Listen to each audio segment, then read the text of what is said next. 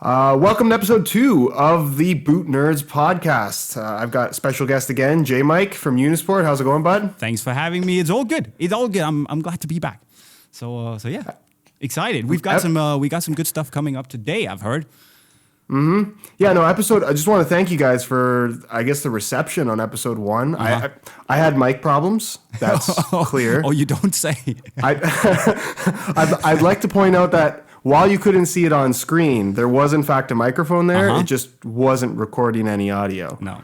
So hopefully that's fixed this week. If it's not, then it's hopeless. Yeah. Also, we're gonna try to not talk over each other, but it's kind of difficult because, as you know, Just talks a lot, and also now we're on a FaceTime connection across the Atlantic. So there's a little bit of latency, and it's kind of difficult to see if the other guy's saying something and you're talking. And we're gonna try our best. But thank you so much. It's been really good to see and hear you guys. Appreciate it. Yeah, no, I'm glad it went over as well as it did, and not to make any more excuses because obviously the mic thing was a problem. But my internet was also a problem last week, and that should be fixed now as well. So talking over each other shouldn't be as big of a problem. But a couple things that I wanted to, I guess, announce for future episodes of the Boot Nerds podcast. I think it'd be cool for us to do kind of like a 10 to 15 minute Q&A in every podcast. So sounds good. Basically, the way I think that should work is if you guys have a question for us to answer in the next podcast, leave it in the comment section of this video on YouTube. And then come the next podcast when we record it, we'll just pull the best questions from that comment section and answer them in the podcast. Absolutely. Sounds good to me. It's pretty straightforward. It allows you guys to participate a little bit, and I'm sure there's questions. I mean, I answer questions all day long. It has to be. Has to be, right? Yeah. Oh. And this is basically what one of the reasons I really like to join the podcast as well is that you can actually talk more about boots than you do normally. So it's a nice way of also answering some questions that we don't normally get to answer. So that's really cool. Yeah. And then the other thing, hopefully this podcast ends up going up on a Thursday because last week's went up on Thursday as well. We're going to shoot for every Thursday. But as you know, promise you every Thursday, but there can be some traveling on my end and, but that's how it goes. But I think with that said, all the formalities out of the way, should we jump straight into it and talk about the newest stuff that we've just seen released? Mm-hmm. What do you want to start with? The exhibit pack? Yeah, let's start with the exhibit pack. For those of you listening on SoundCloud and stuff, you can't see the boots we're talking about, so we're going to try and be as descriptive as possible. But just want to go over the new exhibit pack from Adi, which is like their big launch this season, and really, I think it's fair to say bold in the colors. I've got the Copas in my hands right here. I think it's beautiful, man. Black and electricity yellow, fantastic looking. I really like the new Copa in black. Yes, it looks great in black. And that, I mean, I haven't seen them in person yet, but it's one of those color combos that you think might be a little bit too much for that design, but it does actually work quite well. But I think it's also because they actually, the yellow part, the electricity part is toned down a little bit, so it's not as, it's not as dominant on the boot. It's primarily black, like I think a Copa should be, if you know what I mean. And then, we have these little pops. It just looks naughty, I think. And in my opinion, this should probably have been the launch colorway. I know the champagne one was probably a little bit more commercial, which is, I guess, why they went with that. But I feel that this is going to look so strong with Paulo Dybala and the Juventus kit. Just imagine. Yeah, it will look good with the Juventus kit. Also, I just wanted to comment on the release of the exhibit pack. That might be the worst kept secret of all time for colorway release. Like, were pros not wearing that shoe like 2-3 weeks ago? I know. It's been. But at least the X and the Copa. The Preds I didn't really see until like a couple days before. True. But and it's funny because it always happened, especially with Adidas athletes, that we see the new boots when they have the whole familiarization process, and they gotta break them in before they can wear them in the big games after the launch. But I don't get why the brands, they don't really manage, the familiarization products, and then say to the players you can only wear them in the closed training sessions, because it kind of spoils the fun, right? Well, yeah, if they're trying to make a big splash with a new colorway release, because I think the way it works is they just send whoever they have to send new boots, and they're free to wear them at that point. I don't think they put any restriction on it. Nah, and I don't think that players are as, aware of launch times and embargoes as you and I are. So no, they're playing. They don't need to be. I wouldn't be either if I was a pro. I mean, if I got new wheels, I got a new black and electricity yellow pair of Copas, and I like them, I would rock them straight away. That's how it works, right? Yeah, I think everyone would do that. But which is your favorite out of the exhibit pack boots? I really like the look of the Pred. I think the Pred looks pretty clean. I really like the X as well. The X, I mean, both the Pred and the X, they have that Spider-Man vibe about them. Oh yeah, I was going to say that. Especially the X. I know it didn't really help in me not seeing the X as a Spider-Man boot that Jamie Vardy was rocking the Spider-Man suit, which was that was pretty fantastic. I mean, it was a perfect match. Perfect match. I know. I think it's cool. It's not the coolest X we've seen so far, in my opinion. I've never really been a fan of, mixing red and blue, but it does come off relatively well on the X. I think the Pred is absolutely beautiful. It has a Predator vibe to it. It gives me a bit of the Japan Blue Mania. That's exactly what I was going to say. That's what it reminded me of when I saw it. It's like they listened to people, wanting the old school Pred vibes, and then gave us a Japan Blue. Kind of. It's the shade of blue is there somehow, and also with little notes of red, like we saw on the Mania back in the day. I think it's great. Yeah. What do you think about the Pred 19 plus update? And I'm doing quotation marks with my fingers because it's a rubber shield on the back, and that's it. Yeah, the rubber's in the wrong spot. That's my problem with it. Yeah. Had they put it somewhere else, I would have been probably a lot happier. Maybe the VAM, but yeah. It's probably a little bit of a problem for them that Nike have made a Venom that people think look more like a Predator than the actual Predator, but that's kind of how it goes. But, I mean, it's just... Go ahead. I just want to, not to talk over you, but I just want to, on the topic of... because this is like that Japan Mania colorway. Is there any other? I was just thinking. It just popped in my head. Is there any other classic Predator color that they haven't brought back yet? I can't think of one. Did they bring back the champagne on the Preds? I thought that came back on the A17, right? Yeah, they did the champagne. Oh, they did that. That came with the remake of the actual Mania too. Exactly. Remember? Yeah. So that came on the A. So I think on the Pred, we've seen, obviously, the OG colorways from Team Mode. We've seen this. We've seen... What else have we seen? I'm just trying to look at my shelf here. There just weren't that many colorways of the older Preds. They kind of just stuck with, a couple. There was also the what was it called? Deadly Strike? Deadly something. That was white and red and black.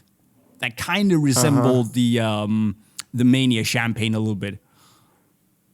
Yeah. You know what? I guess what would be cool is some of the... Because I guess the more wild ones that they haven't done have been some of the Beckham colorways. Yeah. That would be cool. We kind of got the gunmetal Mania Beckham vibes with the Pogba Capsule 3, right? A little bit. I would love to see... I think I have it in the background, actually. The silver Predator Pulse with the dragon on it. Ooh, yeah, that would be fun. That would be cool. That would be rowdy. But which remake would you like to see from? Because obviously they've done a few. They've done the Accelerator. They've done the Mania. They've done the Precision. What would you like to see remake wise from them in the future?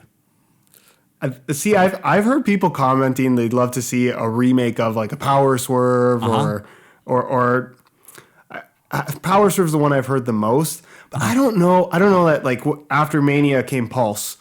Yeah, I don't think Pulse has the draw. No, I agree. I don't think anything that came after Mania was quite as iconic. But it's the same Absolute was a great shoe, Power Swerve was a great boot, but are they worthy of being remade now? I don't know. But Josh, is it because we're too old? I mean, we grew up with the Manias and the Accelerators and the Precisions being that was when we were kids, and those were the unobtainable boots, if you know what I mean. Those were the top tier. You can't get your hands on them because your mom won't buy them for you, boots. And then, I think that people who are younger than us like say maybe in my case 10 years, they might see the Power Swerves and the Adi Powers and hopefully not the X, but some of those boots from that era as worthy of being remade. I don't know. I'm just asking the question here. No, I agree with that. The thing that's weird about those, like if you talk about a Predator Absolute, that's like Adidas on the cusp of really trying to modernize the Predator. So it had certain things that were modern at the time, but if you look at them now, I think they'd almost be viewed as like cheap or low end. True. That's the problem. I think when you have the really old Predators that are so obviously just retro, just simply based on how they look. Yes. Versus something like a Power Swerve, it's like to make a modern variation of that, it's already kind of modern as it is. Yeah. Yeah, I get that. And maybe, the time span or the time that's gone by isn't long enough from the Power Swerve to really be considered a classic yet, if you know what I mean. It's like with fashion or interior design that, there are trends and then, some 70s stuff, 80s stuff is coming back now and becoming fashion again. So maybe there needs to be like a certain time limit or time passing by for boots to be considered classics that everyone sees them as iconic, if you know what I mean. To really have a big sellout. Because Adidas obviously want to sell the limited edition remakes out fast, like that. And maybe the Power Swerve wouldn't cater to everyone in the same sense as the Mania or Accelerators would do. It's hard to say. I think what would be cool if they're going to continue with the remake thing, which I hope they do. They did the Mania with the synthetic upper. They did the Precisions with the leather upper. The Precisions are probably, and the Accelerators were probably the closest thing to the original that we're going to get. Oh, definitely. Period. Definitely. I would like to see a remake of a Mania with a prime knit upper. What? Don't you think that'd be cool? kind of like something along the lines of what they just did with the Copa 70. I think that would be cool because then it's like now you're tying in the new technology, 100% committing to it, not just slapping a sole plate on the bottom and then doing freestyling on the upper. Now you're incorporating the modern elements plus the old school rubber Predator elements plus leather underneath if you want to. I don't care what you do about that. And then put a sole plate on top. Now you have like a legitimately, this is made to be worn performance product that has the old school touches with the modern technology. That would be cool. I think you would piss off so many people doing that. I mean, it sounds really cool. I would definitely buy it. I would simply just love to see them bringing out a leather Mania. Because the champagne one was all right, but it kind of felt like it was better than the revenge pad. You remember the revenge pad? My God, what? Yeah, those were tough. But I mean, it would be cool. I think the Copa 70 pack was really, really nice. I just don't know if it would hit home as much as a leather Mania. But again, it's completely guesswork here, and it's just like my personal opinion. It's like you said though. We're talking about boots that we wore in our childhood. Is really our demographic the ones buying the majority of the boots anymore? I don't know. I don't think so. Nah, no. I think they have to appeal to the kids now, and like even this Copa 70 thing. I know it's 70th year anniversary of the Copa, and they have to commemorate that. It's such a big thing. It's not. It's not. It's not. It's the 70-year anniversary. And I've seen this everywhere. Even Paulo Dybala said, like, happy 70th birthday of the Copa.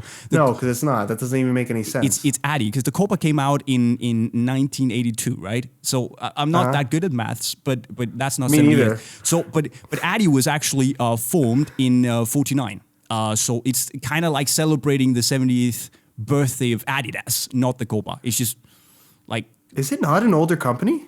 Actually, it was founded somewhere in the 20s, I think, as the Gebrüder Dassler Schuhfabrik, where Adolf teamed up with Rudolf, who founded Puma later on. But then they got mad at each other, and they split. And Adi started Adidas in 49, and I think Rudolf started Ruda, which became Puma later on, a couple of years after. I don't really remember sitting right here, but I'm pretty sure that Adi was 49.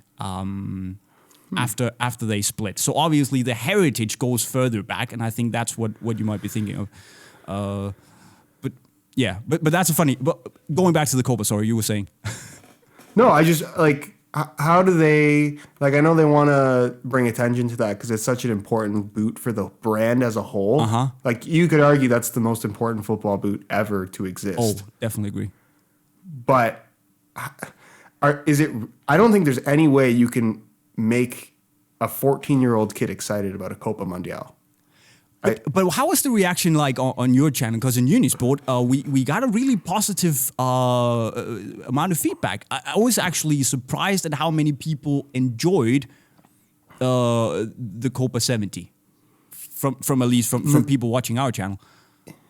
Yeah, I don't have them yet. I'm supposed to have them. Oh, yeah, okay. The shipping got delayed. And I don't get anything on time anymore. Either way, I'm supposed to have them in a couple days, so I'm curious to see them in person. But like the amount of demand for people that wanted to see it, it wasn't huge. Okay. Well, that's fair play. That's fair play.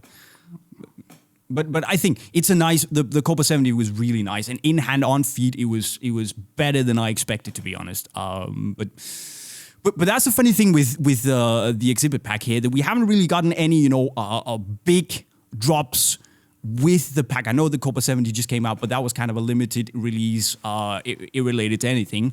But we have the exhibit pack, right? Good looking pack, and it's a big drop. But where's for instance, the Messi boot? No, they seem to have killed it off. It looks like, for now at least, which is interesting. Well, and I understand. Maybe it's just like, and I don't know, but maybe it would make sense to make less Messi boots and actually do like Nike do, and have him wear have him wear the inline colorways once in a while, and not just constantly give him his own signature boot. So you kind of mix it up, because I think Nike are doing the right thing. Sometimes giving Ronaldo his own boot that he can then wear for a period of time, and then he goes back to the inline boots and also push them.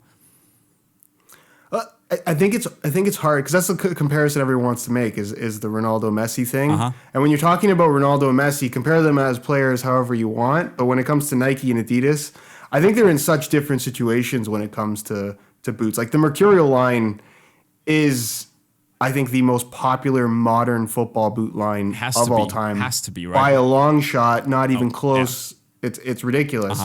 Where Adidas has they've rebranded themselves how many times now with Messi, right? He was in the F50, then they killed the F50 and put him in his own signature, then they killed that and put him in a Nemesis, and then kind of tried to co-brand a Nemesis Messi variation. It's so many rebrandings at this point. There's no like history or lineage there's no explanation. It just kind of seems random. And that's true, but still, for me it would be weird if they simply kill it off. Like completely, that we're not going to see a big Messi boot again. I think they might have to rethink the strategy a little bit, because it hasn't kicked off in the same way as, say, the Pogba boots have from Adi. I think they've been more successful as a launch, because they and maybe it's just it's a story that's easier to tell, I think, with Pogba, right? Because he's got more swag. It's more of a personality guy, right? Messi, he's just a nice guy. Not that he doesn't have a personality, but it's not. But is Cristiano Ronaldo really that outgoing of a guy too? Not really. I just think I think Nike does a better job of telling a story with every signature colorway they do for Cristiano Ronaldo. True. Where Adidas just seems to be more random. What do you think of the whole chapter thing? I'm completely jumping, and I'm completely screwing up our plan. That's okay. What do you think of the whole chapter release thing Nike did for Ronaldo? Like, was it a success I definitely think it was a success. I think that goes down as like everyone remembers at least one of the 7 chapters. I thought the last chapter was maybe a little bit rushed. Yeah, I liked it. I think it looked okay.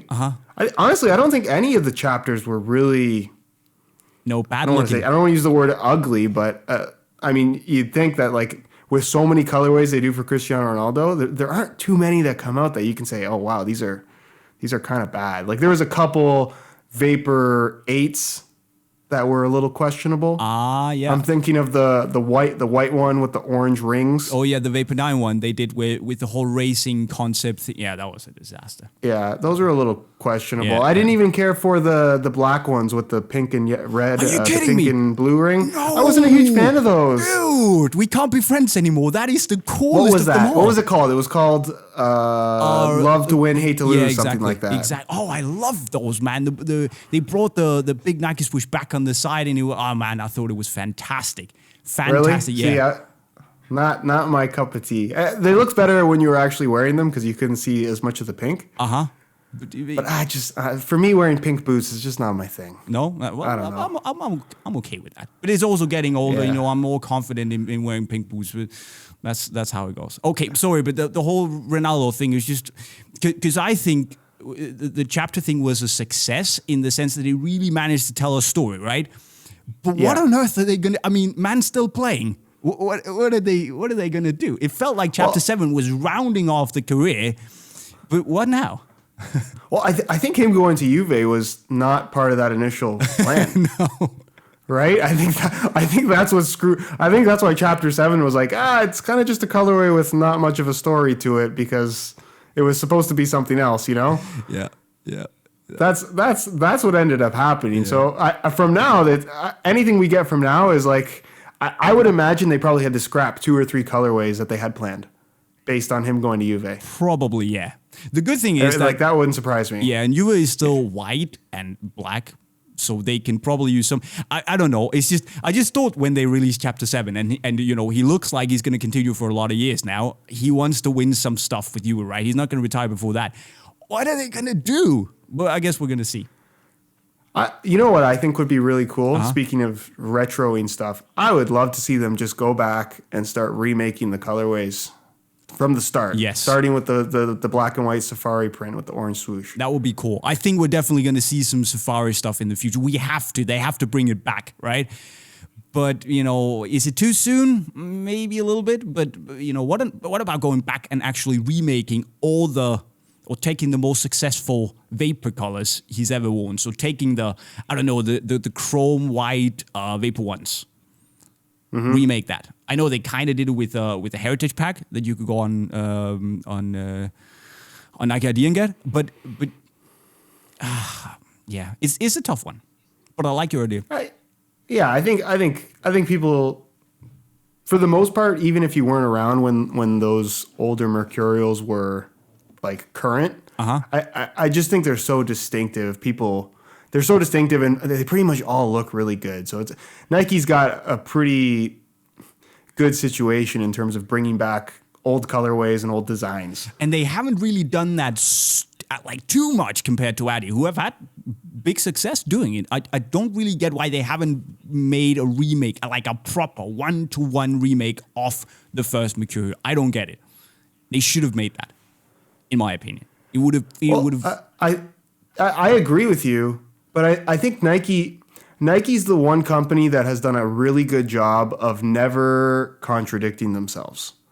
They move forward and they don't look back. Where Adidas, if you look at Adidas, what they've done, they had those 4 lines, they killed them off, introduced the Ace, the X, and the Messi, and now they've kind of just backtracked to where they were before, just with different names, right? And I think circling back to the Messi thing, I think where they've really struggled with giving Messi a boot that people really like is what's great with what Nike has going with the Mercurial line is he's just wearing a signature colorway and everyone can wear the Mercurials because the Mercurials, the speed boot, when you think about Cristiano Ronaldo, that's a speed player. Yeah. Whereas if you look at Messi, I think same thing. He falls under that speed boot category for sure. But they've never had him, I mean, aside from the F50 days, they have not had him in the brand's true speed boot. No. And I think that's what, because I think if he was wearing an X right now, the X line would be much better off.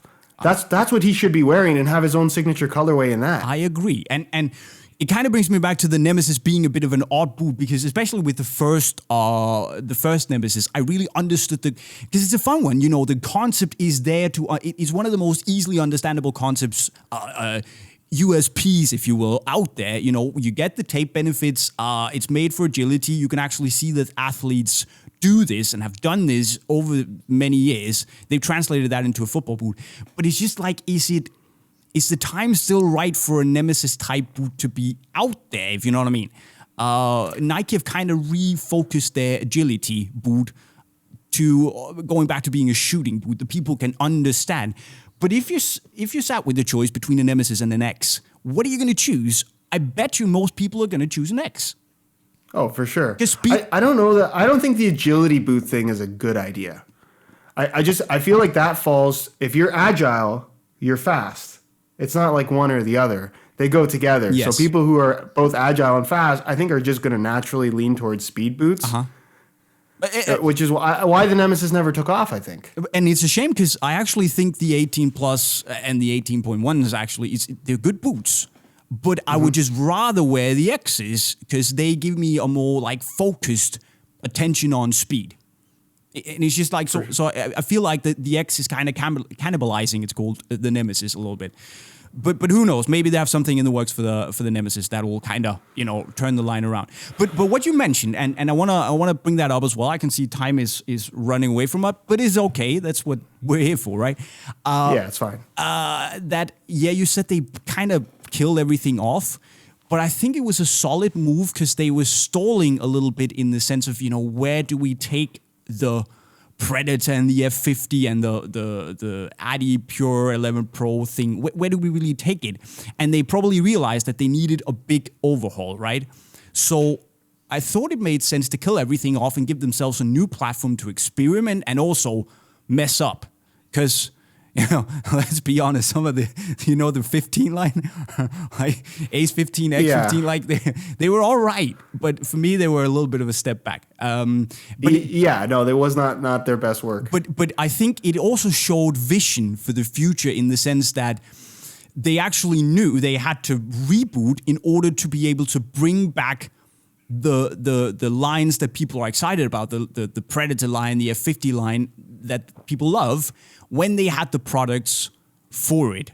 So now with the X, I know it's not called F50 anymore, but it actually feels like the F50 Adizero vibe, the vibe is there. Do you know what I mean? Yeah. No, for sure. That's the current X line, I think, is really good. I think if you look at that X 18.1, if that was an F50, I'd call that arguably the best F50 ever made. Oh, definitely. It would compare for me with the Sambas from 14 because they were also really good. But I definitely agree. As a boot, it's a more complete boot. For sure. So that's just what I think. Maybe Nike have been more consistent and have been able to, should we say, maintain their silo lineup and been really clear in the distinguishing between the silos. But I think what Adi did with the reboot was, looking back, an actual really, really smart move. So now they just need to continue and, tighten up where they need to tighten up, for instance, on the Nemesis. But I guess we'll see in the future. And it's a shame because, again, it's a nice boot. I actually think it's nice. You know what I think the problem is with the Nemesis is, the 19 generation doesn't have the look that the 18s did. The 18s had more of like, you could see that the wrap thing was like a big part of the design. Mm-hmm.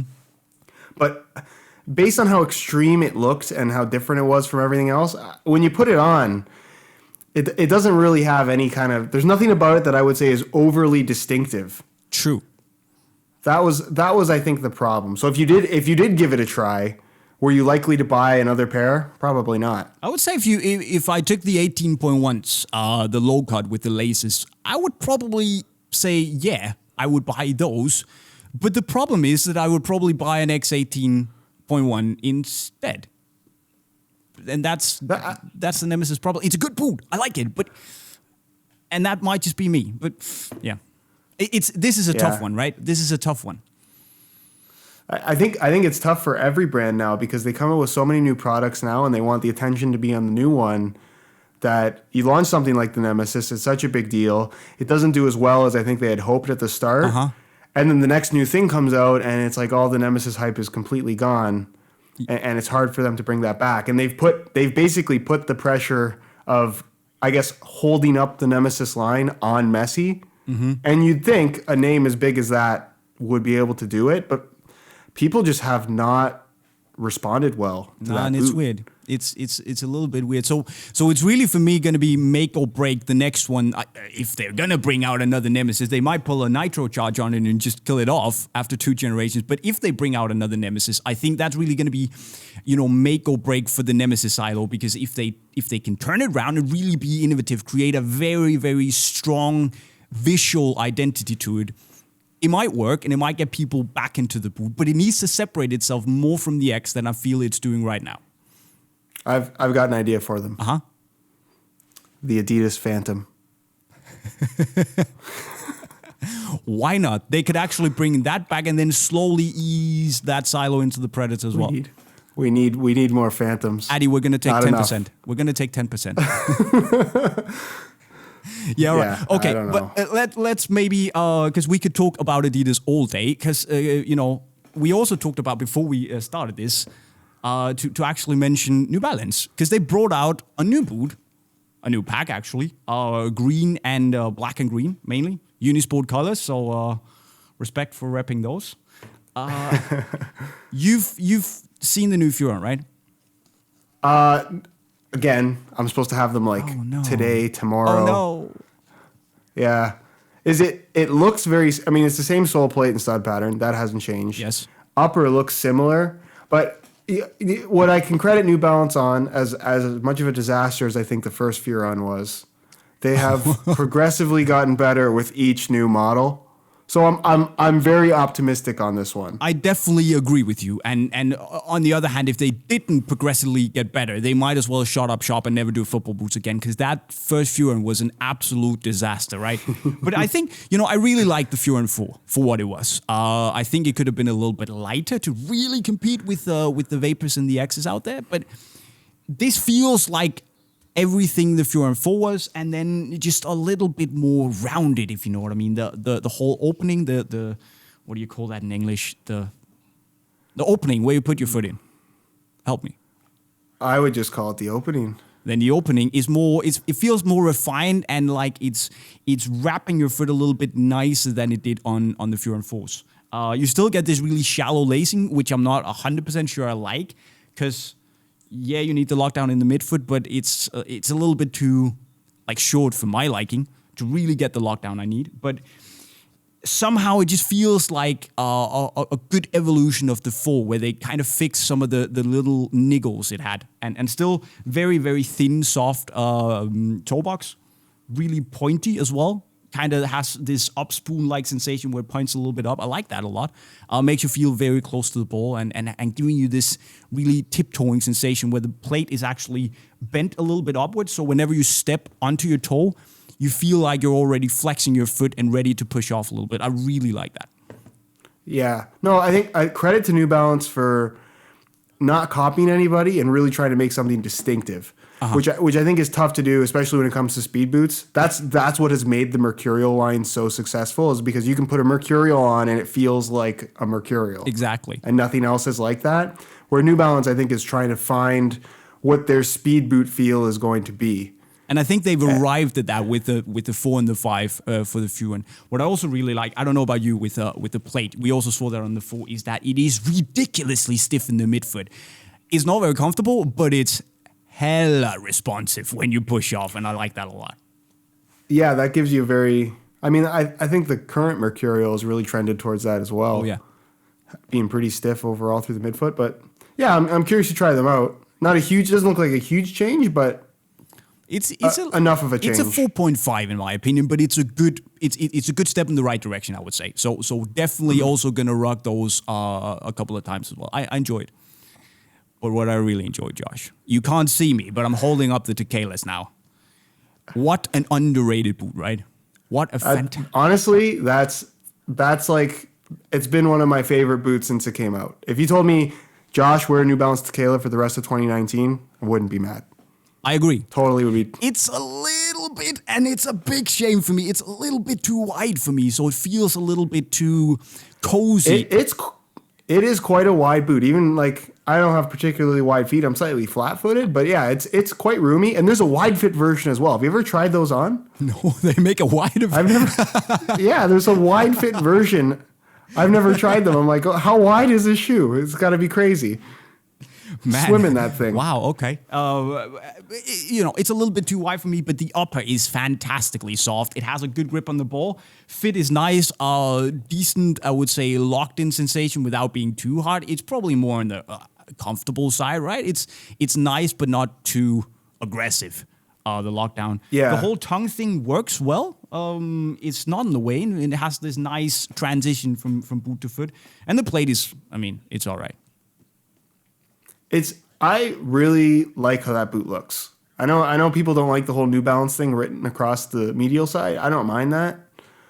But the one thing that I can say about the Tequila is that it reminds me, it's probably the closest thing you can get right now out of everything to the original Phantom 1 in terms of just the feel of the upper.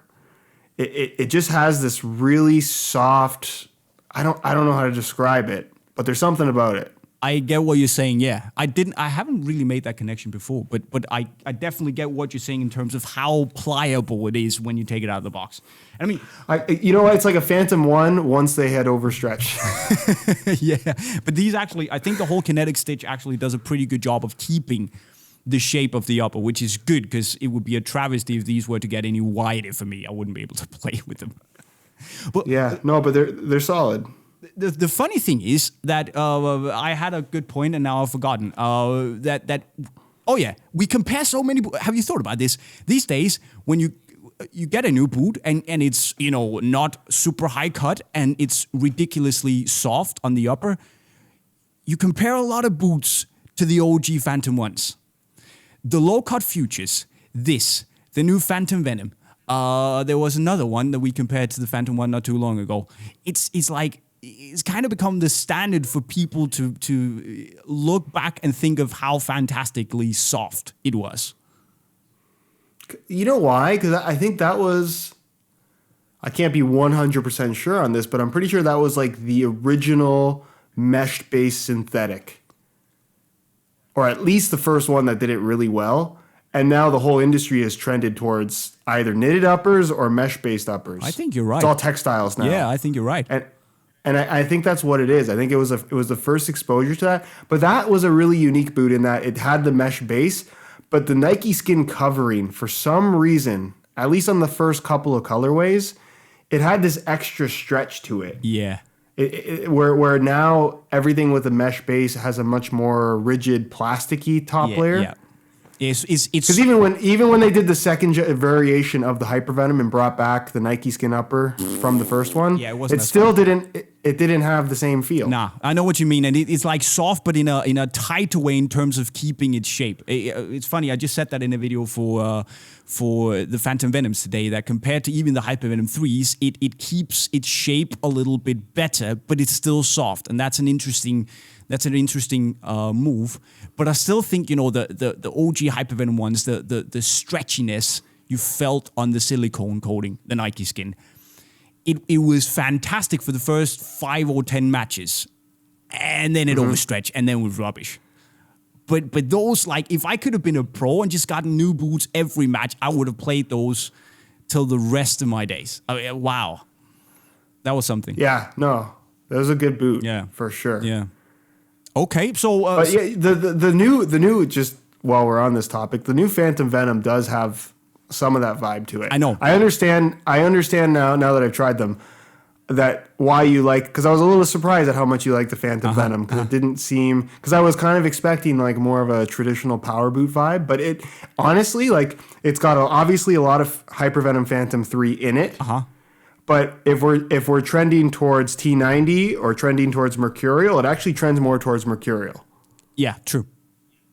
Which is not what I was expecting. No, but I think it's good for it because it takes the necessary pieces that we know from the T90 line and it puts them onto a 2019, speed booty, like sleek silhouette that the Hypervenom 3 was, and then gives us this honeycomb-like texture from the ones. That's what I said in my review. Is if a power boot is to exist in 2019, given how pretty much if your boot's not 7.5 ounces or less, people are going to freak out. I think that is how a power boot needs to be in order to be a viable option that people are going to consider buying. Because I think as much as people cry for the old school Predators and the old school T90s, honestly, I really strongly feel like if they actually put that out as the actual boot that you can buy, not a limited release, people would not buy it. And that's the thing. So people complain that it's not the old school thing, but if they put out the old school thing, you would get complaints as well. I had the T90 Laser 4s in my hands today, and it is a boat. It's so wide, man. So I'm pretty happy with where they're going with the Phantom, and I think I saw your review and you seem quite happy with it as well. I'm just excited to see if it can really pull me out of the mercurials. It's looking good so far. but okay. Yeah. Let's I want to talk about the self-lacing. We got a little bit of time. We'll go for like 5 minutes. The self-lacing basketball shoe from Nike. I don't know if you saw. Oh yeah, I saw that. It's called the Adapt BB. It's a really interesting. It kind of was it 15 where they announced the first self-lacing shoe. Yeah, that really goofy looking. It was called what? I think it was just Adapt 1.0 or something like that. Yeah, you're right. Is what it was 16, called. 16, I think. Anyway, but they were really expensive. They were like, I think the retail on those things was like $500 or something crazy. How much is the basketball shoe? Not that much. I think it was like $250 US is the retail price. But I can kind of guess where you're going here. Are we gonna see the basketball technology from the Adapt basketball shoe in football boots? Look, okay. Here's the little hint Nike gave. It's called the Adapt BB. BB standing for basketball. I'm assuming. I mean, I could be wrong on Probably. that. But why would they call it Adapt BB if they weren't going to use the Adapt name and put it in other sports as well? And it would make sense, right? Because you would have another Flyknit-ish technology that's completely Nike's. It's like Adi with laceless boots. We constantly see all these questions. Are Nike going to make laceless boots? No, they're not, because it's like an Adi thing now. Why would they? Yeah, I don't think they could at this point. No, why would they? So they need to bring out something again that's a Nike USP. What can you get if you buy a Nike boot? Well, you can get self-lacing boots. And I know But is that? Do we need that? Do we really need that, Jay? No, not at all. That's my concern, because I look at that basketball shoe and I'm like, first off, I think it's quite ugly. I'm just going to be brutally honest. I think it's all right. It's a basketball shoe is very bulky, and that looks like, if you just look at the thickness of the midsole on that thing, because it is actually, I don't know if you saw the press release, but there's like a physical like brick mechanism thing that spins up. It's kind of like the current Jordan model that I made a video on, but obviously it's automatic. So there's some kind of a battery in there, and then it just tightens everything up. It's really a super overcomplicated way of achieving something that we can do in a much easier, with some lighter way. Tools. And I think the weight thing is going to be the big one. Well, it's everything, because we just talked about if a boot is not 7.5 ounces, people freak out. How are they going to make a self-lacing boot with this mechanism that I'm assuming has to be made out of metal, plus a battery for the thing, plus now you're talking about a football boot where it's being exposed to all the elements and the rain and everything, plus you're kicking, which is, I don't know how much pressure is going to be forced on this little tiny thing that they'd have to jam in a sole plate somehow. Yes. There's so many things that would have to be like perfect for that to work. I don't think they're going to do it. I don't even know why I'm on this podcast. You basically said everything I was going to yourself. Look. There's just so many, because people ask me, I've gotten questions about this all week, and I'm like, yeah, I'm sure they could do it, but how? And I'm not sure they're interested in doing it, because the way the execution they could make would not be good enough, I think, to really put out as a standout Nike innovation product. It would simply, I don't think it's far enough in the development to be as small and light as it would need to be on a football boot, because let's face it, it's much more nimble than a basketball shoe, right? But also, as you said, durability. It's going to be really, really difficult to have something with a battery and a mechanism to be, durable in a tackling environment, such a physical environment where the shoe is in contact with the ball. That's the main purpose of the boot. It's not to give you stability or grip or anything. It's to kick the ball. But here's the other thing. Let's say they did it and it was sleek and low profile and it looked amazing. Are people going to be afraid of it based on the durability fact? I think. Because I feel like there's been football boots over the last 20 years that have introduced, like the one that pops in my head was the twist and go stud that Lotto did. Remember that? Yeah. Lotto at that point, while the popularity was definitely declining, they were still considered one of the top dogs, I would say. But that twist and go thing killed them because people were terrified of buying that and thinking it would break. And I had a few pairs with twist and go, and none of them broke. But it was a concern that people had. Same thing goes for the, what was it called? The Adapt stud on the Superfly 2 and 3. That barely moved. Biggest rip-off ever. But I think people were afraid of that. The boots were like, that's got to be the most expensive boot from Nike ever. Retail was like $400 US. It was, I don't know what it was in Europe. So ridiculous. 2,800 Danish kroner. And that is a lot of money, by the way. It didn't work. It was heavy. It was stiff. It was one of the worst boots Nike has ever done.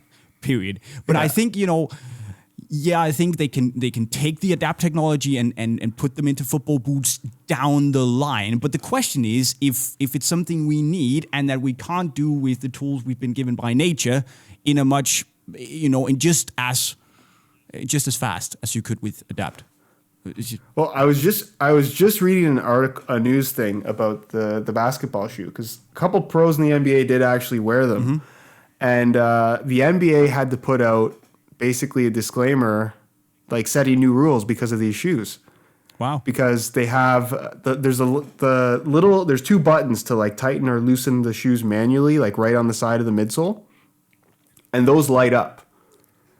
And the NBA said you cannot have the lights on in a game. So I don't know if Nike had to make them special pairs or if you have the option to tighten or loosen them or turn the light off completely, but they can't have the lights on in the game.